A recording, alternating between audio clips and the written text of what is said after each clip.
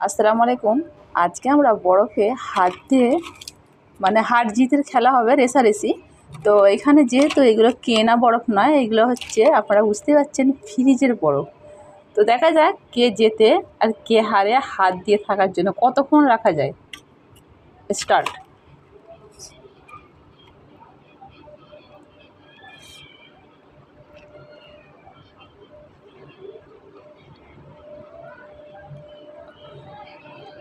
আল্লাহ আল্লাহ আল্লাহ।